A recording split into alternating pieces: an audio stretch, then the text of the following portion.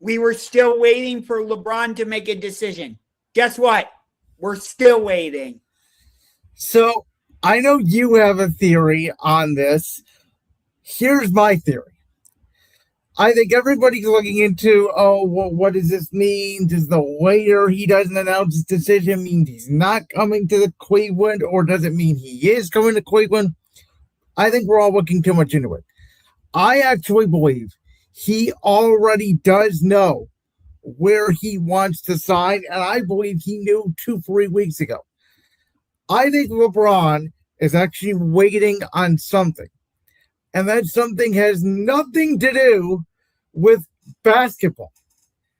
There is a sporting event going on right now that is the talk of many sports shows right now around the country. We have not done barely any of it on this show because I know absolutely nothing about soccer. But I have a belief that LeBron is waiting till the end of the World Cup to announce his decision, because he knows the World Cup right now is a media circus. That's what everybody is talking about. And LeBron wants to hog the spotlight. He wants to be the center of attention. He wants shows like ours to talk about his decision. And with the World Cup going on, he's just not going to be the top story. That's my theory. So I tweeted you about this, and I stand by it.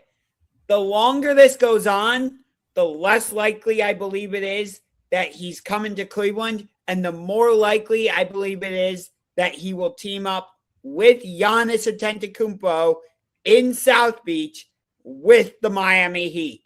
I don't know why, but I just get this feeling that with this whole thing going on and on, it feels like it's leaning towards Miami. I wish I could go into detail and explain why, but I'm not entirely sure. It's just one of those like weird feelings. See, to me, the Miami situation would have made sense if he would have said immediately, once they got Giannis, okay, I'm going there. We're going to form a duo.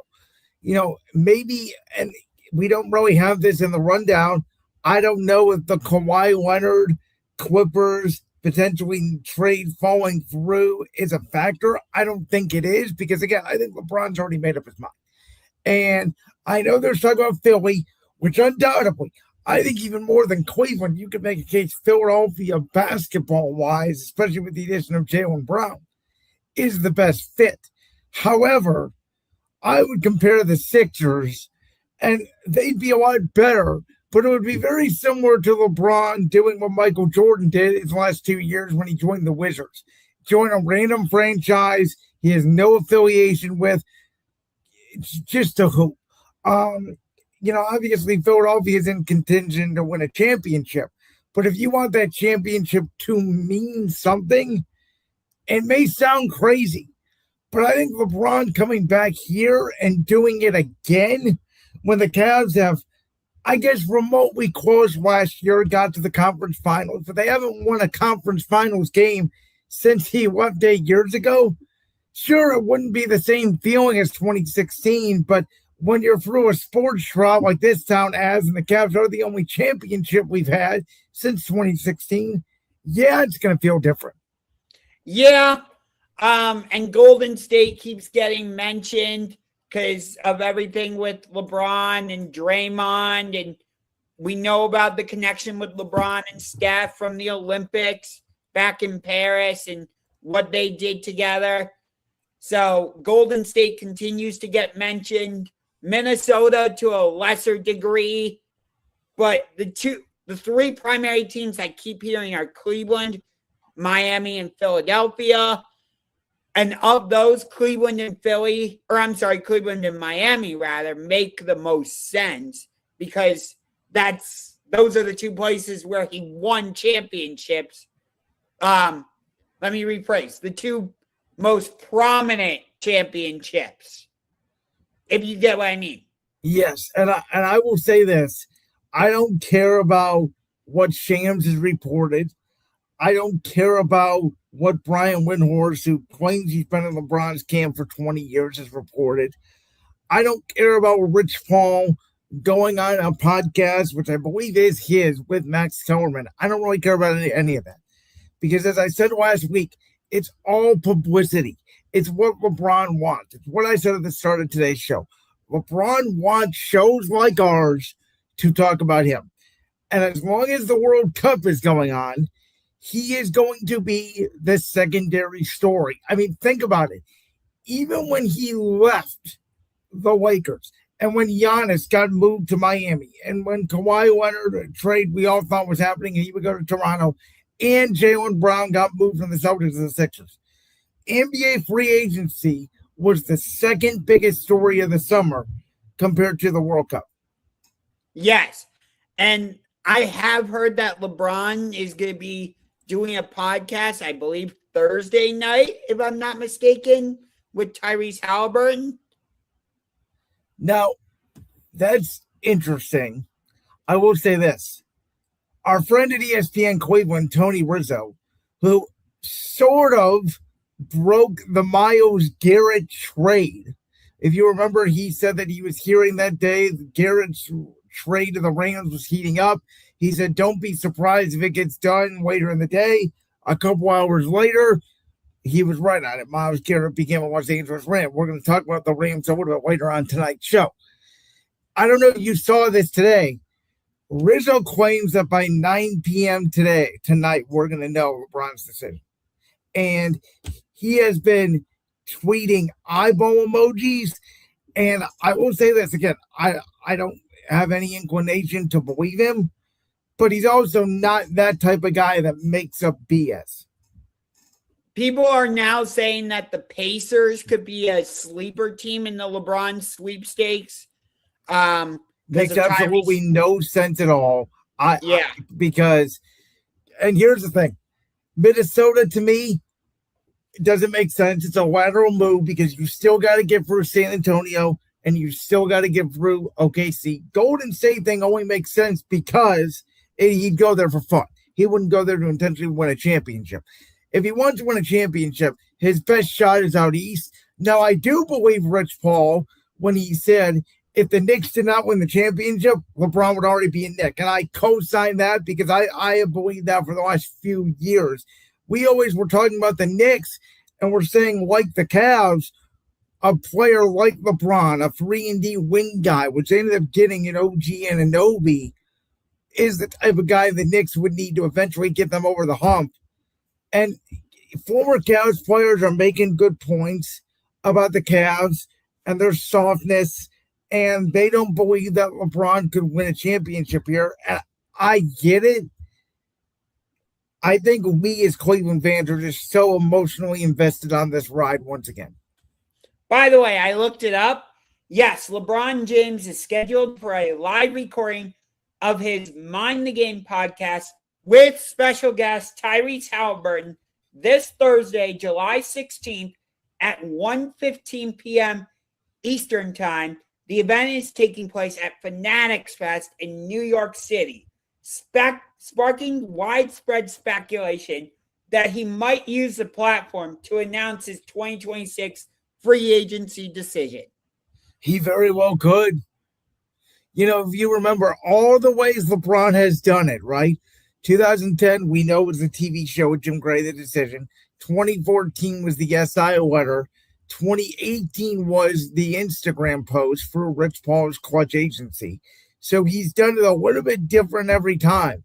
A live podcast moment would be different. It would. A lot of people are speculating the Warriors, not just because of the recent LeBron, Draymond Green stuff, but they also hired Frank Vogel to be on Steve Kerr's coaching staff. I don't know if you saw that. I did see that. And again, I don't think it means LeBron's going there, but I don't think it hurts the speculation. But I honest to God believe he's known where he's wanted to go for the last 2 weeks. There's no way he woke up this morning and said, like, I believe in 2010, he was planning the Wade Bosh move way before it was announced 2-3 weeks. I feel the same thing about 2014 with the Cavs. I feel the same way about 2018 with the Lakers. I think LeBron, honest to God, the day he told the Lakers, I'm not coming back, he made his decision. Now it's just the timing of it. I don't believe all of these, the GMs and the agents, they were asked to send voice memos to Rich Paul. I said this last week. Get all that hoopla out of here.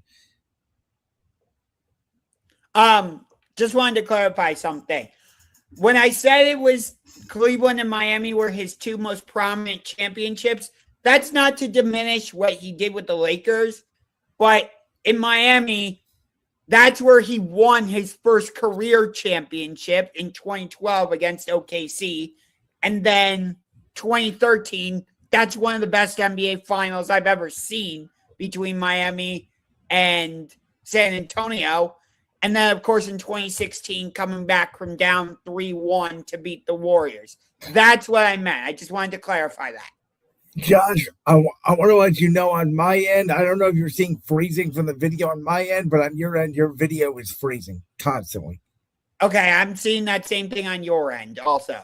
Okay, that's interesting.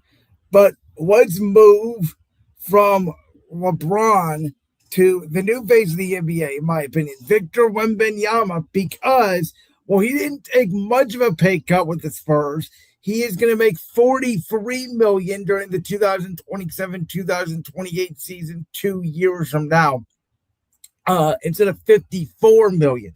So that $11 million in salary is going to go other places. Maybe they put it in the likes of a Dylan Harper contract. Maybe they put it in the likes of a Stephon Castle contract. But this is very Tom Brady, Michael Jordan-esque to me. And I've said this all the time. When all these fans come out and they say, oh, I love the fact that this player got the max contract. Oh, I'm so happy for him. And I say, why?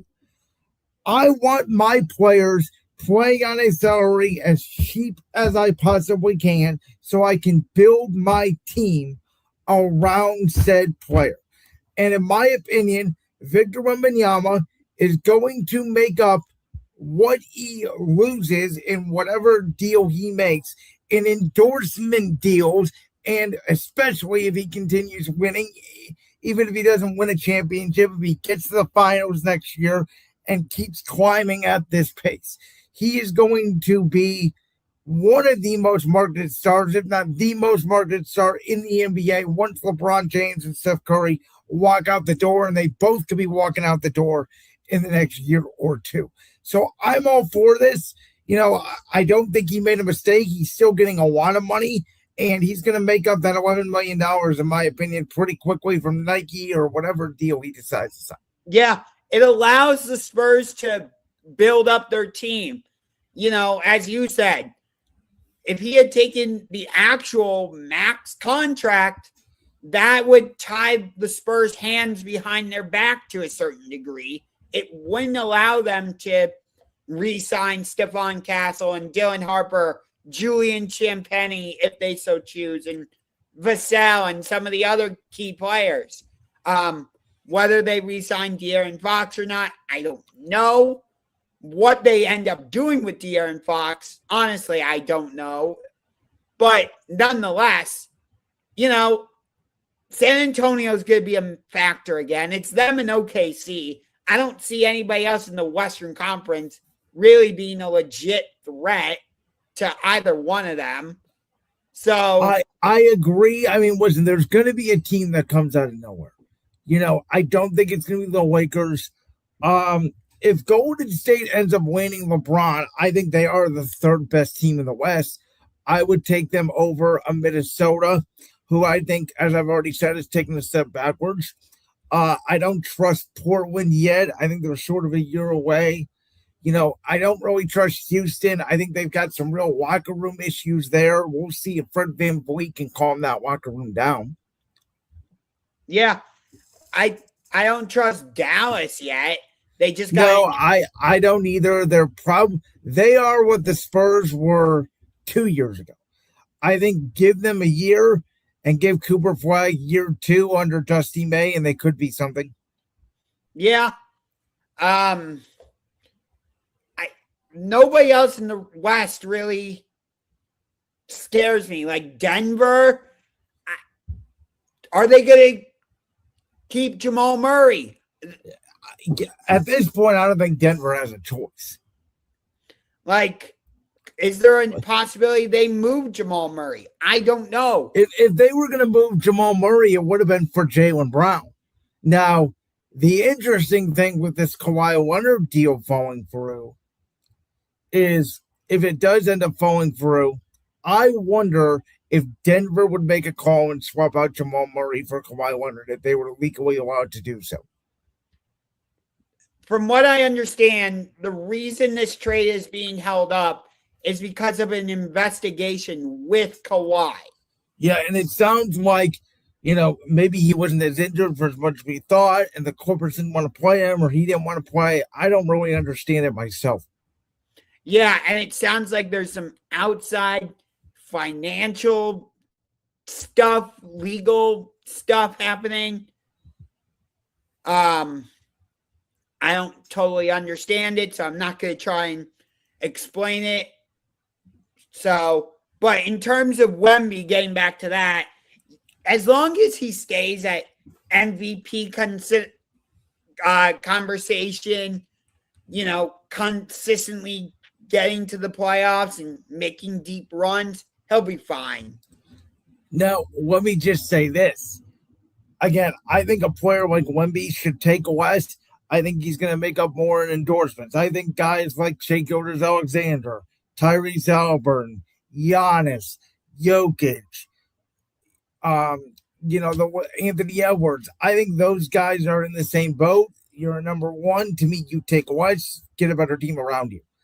A guy like Austin Reeves, though, I would have absolutely taken whatever max contract the Lakers could give me or another situation because I'm an undrafted player.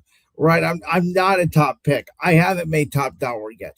So to clarify, those guys I advocate for 100% getting top dollar. Stephon Castle, Dylan Harper. I think Dylan Harper may be a superstar. We don't know. A guy like Stephon Castle or a role player like a Champagnie, absolutely take the max because you may not get another max contract. Wemby's going to have plenty of opportunities to get a max contract. Exactly.